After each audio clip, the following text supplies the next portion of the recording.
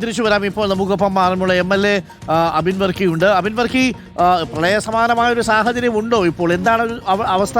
വെള്ളം വലിഞ്ഞു തുടങ്ങിയോ അതോ ഇപ്പോഴും അങ്ങനെ തന്നെ നിൽക്കുകയാണോ? അതായത് ഈ കോന്നിയിലും റാന്നിയിലും ഉണ്ടായ അപ്രതീക്ഷിതമായ ഒരു ഉരുൾപൊട്ടലും പെട്ടെന്നുള്ള മഴയുമാണ് ഇത്തരം വലിയൊരു വെള്ളപ്പൊക്കത്തിന് കാരണമായത്. അപ്പൊ അതൊരു അപ്രതീക്ഷിതമായിരുന്നു. അപ്പൊ അതിനെ തുടർന്ന് പമ്പയാറ്റിലും വലിയ രീതിയിലുള്ള കുത്തൊഴുക്കും വെള്ളവും വന്നു. അങ്ങനെയാണ് ഇപ്പോ ഇങ്ങനെയുള്ള ഒരു സാഹചര്യം ഉണ്ടായത്. ഇപ്പോഴത്തെ അവസ്ഥയിൽ ഈ റാന്നിയിലാണ് അല്പം സ്ഥിതി ഗുരുതരമായിട്ടുള്ളത്.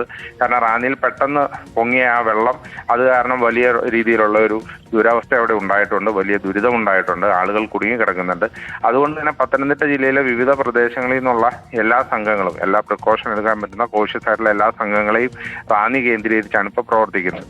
അതിന്റെ താഴെയിലോട്ട് പമ്പയാറ്റിക്കൂടെയാണ് ഇതിന്റെ വെള്ളം കുത്തൊഴുകി വരുന്നത്. അപ്പൊ പമ്പയാറ്റിന്റെ കരയിൽ ഇപ്പൊ പ്രത്യേകിച്ച് ആറന്മുളയിൽ ഞാൻ നിൽക്കുന്നത് സത്രം ഭാഗത്താണ് ഇപ്പോൾ ഉള്ളത്. ഈ ആറന്മുള സത്രം ഭാഗത്തൊക്കെ വെള്ളം ഉയർന്നിട്ടുണ്ട്. കാരണം പ്രത്യേകിച്ച് ഈ വള്ളസദ്യയുമൊക്കെ ആയിട്ടൊക്കെ ബന്ധപ്പെട്ട് ഒരുപാട് ആളുകൾ ഇവിടെ വന്നിരുന്നു, വിവിധ പരിപാടികളുമായി ബന്ധപ്പെട്ട്. ഇപ്പൊ സത്രത്തിൽ നിന്ന് അവരെയൊക്കെ ഒഴിപ്പിച്ചിട്ടുണ്ട്. അതുപോലെ തന്നെ കോഴഞ്ചേരി, മേലുകര ഭാഗം, തോട്ടപ്പുഴശ്ശേരി ഭാഗം, ഇങ്ങനെ പമ്പയാറ്റിന്റെ വിവിധ പ്രദേശങ്ങളിൽ കരകളിലൊക്കെ ഈ വെള്ളം ഉയർന്നിട്ടുണ്ട്. പക്ഷേ 2018 എന്ന സമാനമായി എന്ന് നമുക്ക് പറയാൻ പറ്റില്ല. അത്രയധികം വെള്ളം വന്നിട്ടില്ല.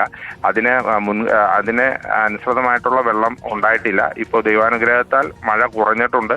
ആ കുത്തൊഴുക്ക്, ഇപ്പോൾ വന്ന കുത്തൊഴുക്ക് ഒന്ന് ശമിച്ചു കഴിഞ്ഞാൽ തന്നെ ഇതൊന്ന് സെറ്റിൽ ചെയ്യാൻ പറ്റുന്ന സ്ഥിതിവിശേഷമുണ്ട്. എങ്കിലും നമ്മളെല്ലാം ജാഗ്രതയോടെയാണ് ഇരിക്കുന്നത് അടുത്തൊരു 24 മണിക്കൂർ നേരം. കാരണം ഇത്രയും വലിയ ഒരു മഴയുള്ള സ്ഥിതിക്ക് 24 മണിക്കൂർ നേരം ഇനി എപ്പോൾ വേണമെങ്കിലും ഉരുള് പൊട്ടാനും മറ്റും സാഹചര്യം ഉള്ളതുകൊണ്ട് എല്ലാ പ്രിക്കോഷൻസും എടുത്തിട്ടുണ്ട്. ഈ പമ്പാ തീരത്തുള്ള ആളുകളെയൊക്കെ ഏറെക്കുറെ പൂർണ്ണമായും അപകട സാധ്യതയുള്ള സ്ഥലങ്ങളിൽ നിന്നൊക്കെ മാറ്റിയിട്ടുണ്ടല്ലോ അല്ലേ? അല്ല, അത് ഇപ്പോൾ ക്യാമ്പിലായിട്ട് എല്ലാവരെയും മാറ്റി തുടങ്ങിയിട്ടുണ്ട്. ഞാൻ പറഞ്ഞല്ലോ, ഇന്നലെ രാത്രി ഉണ്ടായ ഒരു അപ്രതീക്ഷിത സാഹചര്യമാണ്. അപ്പോൾ ക്യാമ്പുകളെല്ലാം സജ്ജീകരിച്ച് എല്ലാം ഫൈൻഡ് ഔട്ട് ചെയ്ത് വെച്ചിരുന്നു. അപ്പോൾ ആ ക്യാമ്പുകളിലിട്ട് രാവിലെ തന്നെ എല്ലാവരും മാറി തുടങ്ങിയിട്ടുണ്ട്.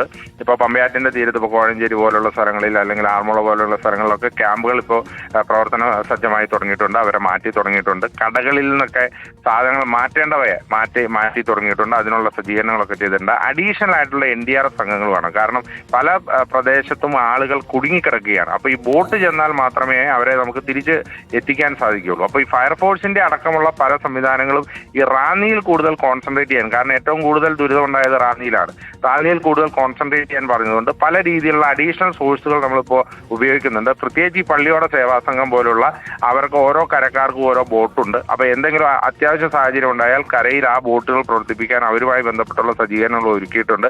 അതുമാത്രമല്ല, അഡീഷണൽ NDRF സംഘത്തെയും ഈ ബോട്ടുകളും വേണമെന്ന് സർക്കാരിനോട് ആവശ്യപ്പെട്ടിട്ടുണ്ട്. അത് അവരിപ്പോൾ ഉടൻ തന്നെ കൊല്ലത്തു നിന്നും ആലപ്പുഴയിൽ നിന്നും അതിനുവേണ്ട സജ്ജീകരണങ്ങൾ ചെയ്യുന്നുണ്ട്. സ്ഥിതി നിയന്ത്രണ വിധേയമാണ്. കളക്ടർ അടക്കമുള്ള റവന്യൂ ഉദ്യോഗസ്ഥർ എല്ലാവരും ഇതുമായി ബന്ധപ്പെട്ട് പ്രവർത്തിക്കുന്നുണ്ട്. ഇപ്പോഴത്തെ അവസ്ഥയിൽ നമുക്ക് ഈ 2018 എന്ന് സമാനമായി പറയാൻ പറ്റുന്ന അങ്ങനെ ഒരു സ്ഥിതിവിശേഷം ഇല്ല. പക്ഷേ നമ്മൾ ജാഗ്രതയോടുകൂടി തന്നെയാണ് നിൽക്കുന്നത്. Okay, thank you. Aranmula MLA Abin വർക്കിയാണ് നമുക്കിപ്പം ടെലിഫോൺ ലൈനിൽ ചേർന്നത്.